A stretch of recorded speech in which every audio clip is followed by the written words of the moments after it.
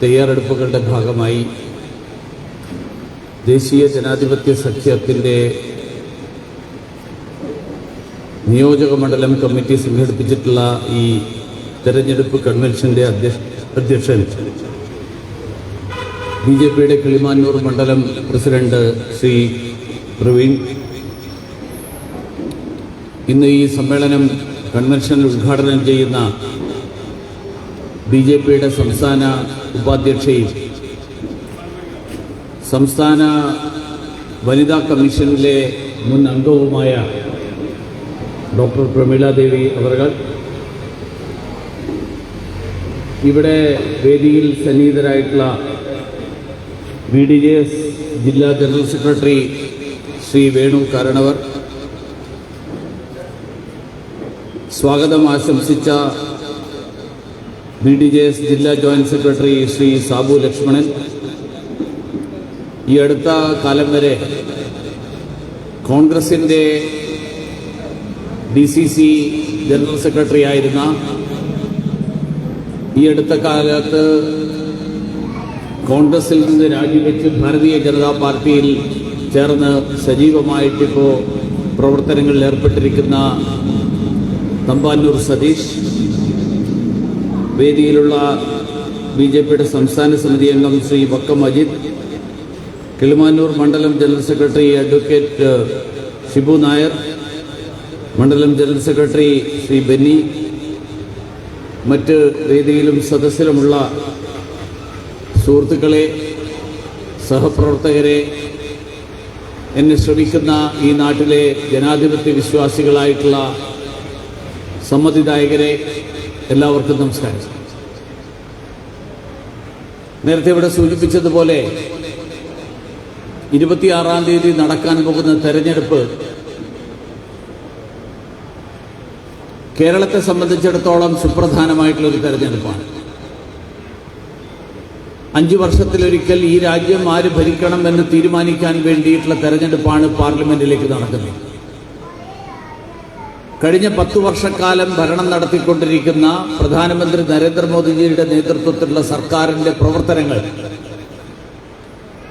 ഈ നാട്ടിലെ എല്ലാ വിഭാഗങ്ങളും ബഹുമാന്യനായിട്ടുള്ള പ്രധാനമന്ത്രി ശ്രീ നരേന്ദ്രമോദിജിക്ക് ഒരു 3ാം ടേം നൽകാനുള്ള തീരുമാനത്തിൽ എത്തിയിരിക്കുന്നു എന്നുള്ളതാണ് നമ്മുടെ രാജ്യത്തിന്റെ വിവിധ ഭാഗങ്ങളിൽ നിന്നുള്ള വാർത്തകൾ നമ്മുടെ മാധ്യമങ്ങളിലൂടെ നമ്മളിൽ എത്തിച്ചുകൊണ്ടിരിക്കുന്നത്. ഈ 3ാം ടേം എന്ന് പറയുന്നത് തീർച്ചയായിട്ടും കഴിഞ്ഞ 10 വർഷക്കാലത്തെ തെരഞ്ഞെടുപ്പിൽ 10 വർഷക്കാലത്തെ സർക്കാരിന്റെ പ്രവർത്തനങ്ങൾക്കുള്ള അംഗീകാരമായിട്ടാണ് ജനങ്ങൾ നൽകാൻ പോകുന്നത്.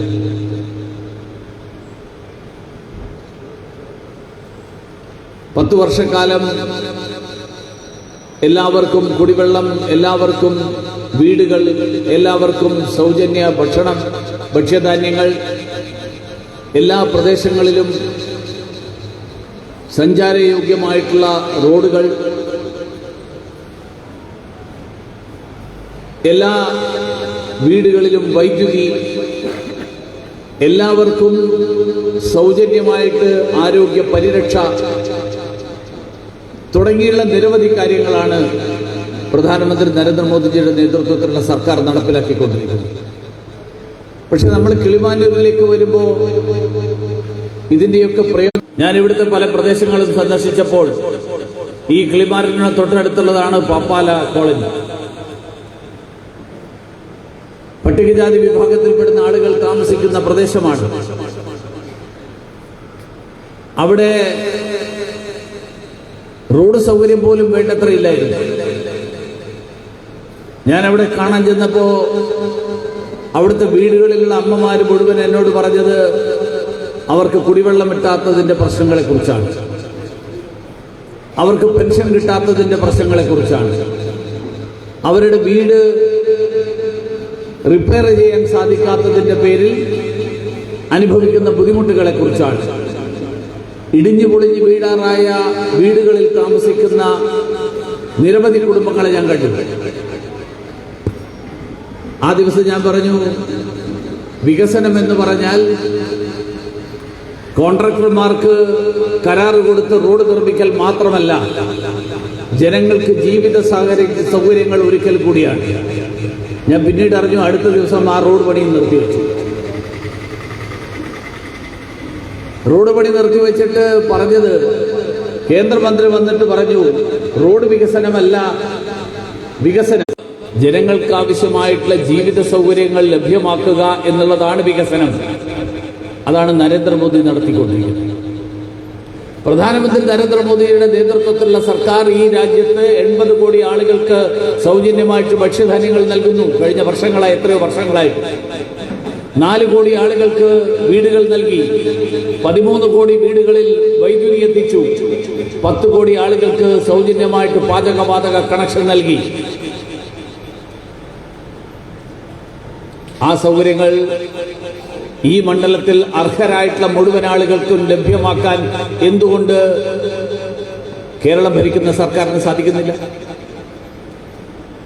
കേരളം ഭരിക്കുന്ന സർക്കാർ പറയുന്നത് പെൻഷൻ കൊടുക്കാൻ 1600 രൂപയില്ല. ഞാൻ ഇന്നും പല പ്രദേശങ്ങളിലും പോയപ്പോ ആ പ്രദേശങ്ങളിലെ സഹോദരിമാരും അമ്മമാരും എന്നോട് പറഞ്ഞു, പെൻഷൻ കിട്ടിയിട്ട് 3 മാസമായി, പെൻഷൻ കിട്ടിയിട്ട് 4 മാസമായി. കിട്ടുന്ന പെൻഷൻ 1600 പകരം 1000 രൂപയും 1200 രൂപയും മാത്രമേ ഉള്ളൂ. പെൻഷൻ കൊടുക്കാൻ 1600 രൂപ ഇല്ലാത്ത ആളുകൾ കേന്ദ്ര സർക്കാരിനെതിരായിട്ട് കേസ് കൊടുക്കാൻ സുപ്രീം കോടതിയിലെ വക്കീലിന് 2 കോടി രൂപയാണ് കൊടുക്കുന്നത്. 2 കോടി, 2 ലക്ഷമല്ല, 2000 അല്ല, 2 കോടി. അപ്പൊ 2 കോടി കേസ് നടത്താൻ വേണ്ടിയിട്ടുണ്ട്. എന്തിനാ കേസ് നടത്തുന്നത്? കേൾക്കാനുള്ള 13,000 കോടി രൂപ കേന്ദ്രം കൊടുക്കാൻ തയ്യാറാണോ?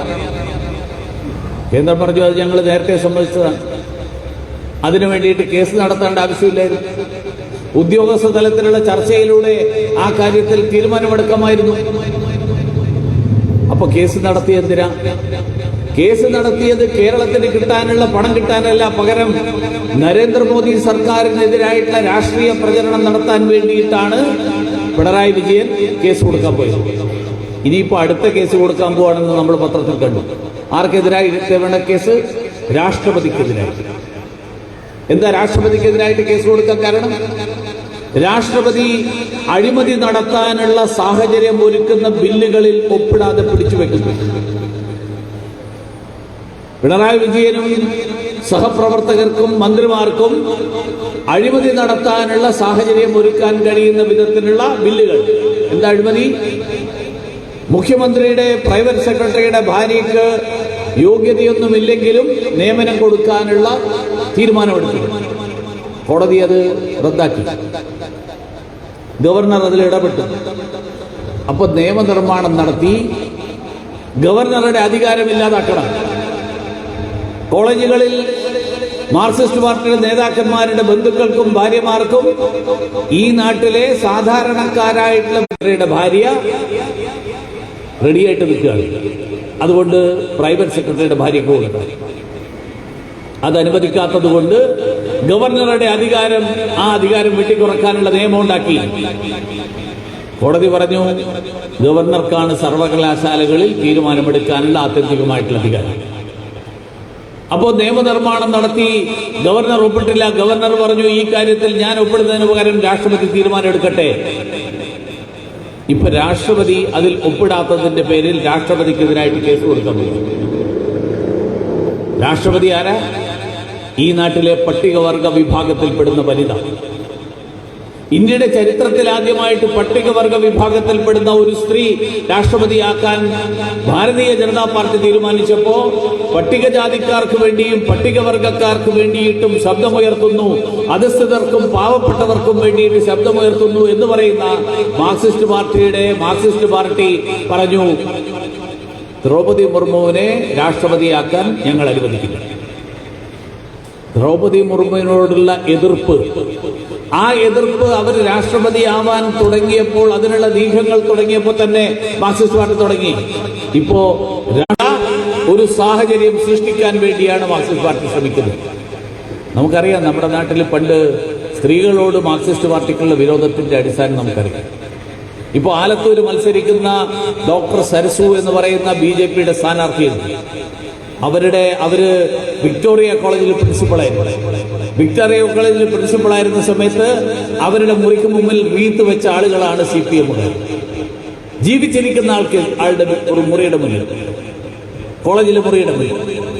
മാത്രമല്ല, നമ്മുടെ നാട്ടിൽ ഒരു കാലത്ത് കുറച്ച് വർഷങ്ങൾക്ക് മുമ്പ് മാർക്സിസ്റ്റ് പാർട്ടി നിയമസഭാ തെരഞ്ഞെടുപ്പിൽ നടത്തിയ പ്രചരണം മുഴുവൻ അടുത്ത തെരഞ്ഞെടുപ്പിൽ കേരം തിങ്ങും കേരള നാട്ടിൽ KR ഗൗരി മുഖ്യമന്ത്രി മുദ്രാവാക്യതായിരുന്നു. തെരഞ്ഞെടുപ്പ് കഴിഞ്ഞപ്പോ KR Gauri out, EK Nayanar in. അപ്പൊ സ്ത്രീകളോട് ഉള്ള ഈ വിവേചനം, ആ വിവേചനം മാർക്സിസ്റ്റ് പാർട്ടിയുടെയും ഒരു വനിത ആദ്യമായിട്ട് പ്രവേശനം നേടുന്നത് 2022. അതുപോലും ആരാ?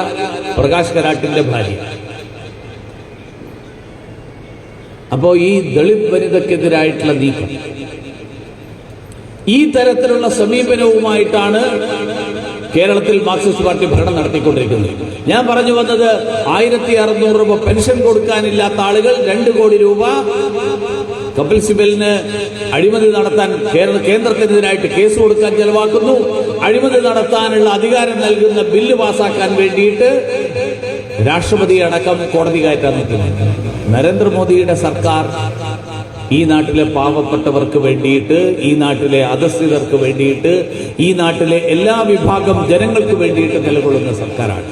അത് ക്ഷേമ പ്രവർത്തനങ്ങളിൽ മാത്രമല്ല, അടിസ്ഥാന സൗകര്യങ്ങളുടെ വികസനത്തിൽ. നിങ്ങൾ കൊല്ലം ബൈപ്പാസ് 40 കൊല്ലമായിട്ട് മുടങ്ങിക്കിടക്കുന്ന പണി മുടങ്ങിക്കിടക്കുന്ന സ്ഥലമാണ്. കഴക്കൂട്ടം ബൈപ്പാസ് 40 കൊല്ലമായിട്ട് സ്ഥലമേറ്റെടുത്തിട്ടില്ല, പണി നടക്കാത്ത സ്ഥലമാണ്. എല്ലാ MP-മാരും നിവേദനം കൊടുത്തിട്ടുണ്ട്. പക്ഷെ നടപ്പാക്കുന്നത് ആരാ? നടപ്പാക്കുന്നത് സർക്കാർ. കഴിഞ്ഞ കാലങ്ങളിലെ സർക്കാരുകൾ കോൺഗ്രസ് സർക്കാരുകളായിരുന്നു. കഴിഞ്ഞ കാലങ്ങളിലെ സർക്കാരുകൾ CPM-ന്റെ പിന്തുണയോടുകൂടി ഭരിച്ചവരായിരുന്നു. അവർ നടപ്പാക്കിയില്ല. നരേന്ദ്രമോദിയുടെ സർക്കാർ നടപ്പിലാക്കി. അപ്പൊ നിവേദനം കൊടുത്തതിൻ്റെതാണ് ക്രെഡിറ്റ് എങ്കിൽ, കഴിഞ്ഞ കാലങ്ങളിൽ നിവേദനം കൊടുത്തവര് ആ നിവേദനത്തിന്റെ അടിസ്ഥാനത്തിൽ നിങ്ങളുടെ തന്നെ സർക്കാർ ഭരിച്ചപ്പോ എന്തുകൊണ്ട് നടപ്പിലാക്കിയില്ല? ഇപ്പോ നരേന്ദ്രമോദി സർക്കാർ ഭരിക്കുന്നു, നിങ്ങൾ നിവേദനം കൊടുക്കുന്നു. നിവേദനം കൊടുക്കാൻ വേണ്ടി മാത്രമായിട്ട് നമ്മളൊരു MP-യെ തെരഞ്ഞെടുത്തയക്കണോ? അതോ നടപ്പിലാക്കിക്കാൻ കഴിയുന്ന ഒരു ജനപ്രതിനിധി വേണമോ?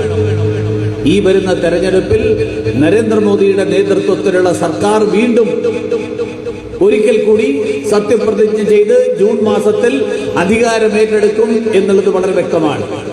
അങ്ങനെ ഒരു സാഹചര്യത്തിൽ ഈ പ്രദേശത്തെ ജനങ്ങളുടെ വികസനത്തിന് വേണ്ടിയിട്ട്, ഈ പ്രദേശത്ത് ജനങ്ങൾക്ക് വാസയോഗ്യമായിട്ടുള്ള വീടുകൾ ലഭിക്കാൻ, ഈ പ്രദേശത്തെ ജനങ്ങൾക്ക് കുടിവെള്ളം ലഭിക്കാൻ, ഈ പ്രദേശത്തെ ജനങ്ങൾക്ക് സഞ്ചാരയോഗ്യമായിട്ടുള്ള വീടുകൾ ലഭിക്കാൻ,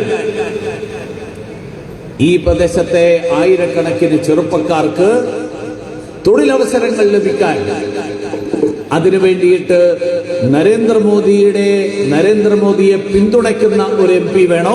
അതോ നരേന്ദ്രമോദി നടപ്പിലാക്കുന്ന നയങ്ങളെ മുഴുവൻ നഖശികാന്തം എതിർക്കുന്ന, നരേന്ദ്രമോദി ഇനിയൊരിക്കലും ഭരണത്തിൽ വരരുത് എന്ന് വാദോരാതെ വാദിക്കുന്ന ഒരു MP വേണോ? ഇതാണ് ഇതാണ് കിളിമാനൂരിലെ ജനങ്ങളുടെ മുന്നിലുള്ള ചോദ്യം. വളരെ സ്വാഭാവികമായിട്ട് ഈ നാട്ടിലെ ജനങ്ങളുടെ മനസ്സിൽ ഉയർന്നു വരുന്ന മറുപടി, രാഷ്ട്രീയ പരിഗണനകളൊക്കെ മാറ്റിവെച്ചുകൊണ്ട് ധാരാളം CPM-കാര്, ധാരാളം കോൺഗ്രസ്സുകാര്, ഒരു ജനപ്രതിനിധി ആറ്റിങ്ങലിൽ നിന്ന് പോയതുകൊണ്ട് ആറ്റിങ്ങലിന് പ്രയോജനമില്ല. ആറ്റിങ്ങലിലെ മണ്ഡലത്തിൽ, കിളിമാനൂർ മണ്ഡലത്തിൽ പ്രയോജനമുണ്ടാകണമെങ്കിൽ ഇവിടെ നിന്ന് NDAയുടെ ജനപ്രതിനിധിയെ തെരഞ്ഞെടുത്ത് പാർലമെന്റിലേക്ക് അയച്ചാൽ മാത്രമേ സാധിക്കുകയുള്ളൂ. അതുകൊണ്ട് എന്നെ വിജയിപ്പിക്കണം, നിങ്ങളെല്ലാവരും എനിക്ക് വോട്ട് ചെയ്യണം എന്ന് അഭ്യർത്ഥിക്കാൻ ഞാൻ ആഗ്രഹിക്കുന്നില്ല. ഞാൻ നിങ്ങളോട് സൂചിപ്പിക്കാൻ ആഗ്രഹിക്കുന്നത്, ജനങ്ങൾക്ക് ജയിക്കാൻ കഴിയുന്ന സാഹചര്യം ഉണ്ടാവണം. വിജയം ജനങ്ങളുടേതാവണം. ജനങ്ങളുടെ താല്പര്യം സംരക്ഷിക്കുന്ന ഒരു ജനപ്രതിനിധി, ആ ജനപ്രതിനിധി ഉണ്ടാകാൻ വേണ്ടി, അതിനു വേണ്ടിയിട്ട് താമര അടയാളത്തിൽ വോട്ട് രേഖപ്പെടുത്തിക്കൊണ്ട് ഈ വരുന്ന തെരഞ്ഞെടുപ്പിൽ ദേശീയ ജനാധിപത്യ സഖ്യത്തിന്റെ പ്രതിനിധിയെ പാർലമെന്റിലേക്ക് അയക്കാൻ എല്ലാവരും അടുത്ത 20-25 ദിവസക്കാലമുണ്ട്. ആ 25 ദിവസക്കാലം നമ്മൾ സ്വയം, ഈ മുന്നിലിരിക്കുന്ന ആളുകൾ, എന്നെ ശ്രമിക്കുന്ന ആളുകൾ മാത്രമല്ല, പകരം ഈ ആറ്റിങ്ങൽ പ്രദേശത്തെ ഈ കിളിമാനൂർ മണ്ഡലത്തിലെ മുഴുവൻ ആളുകളെയും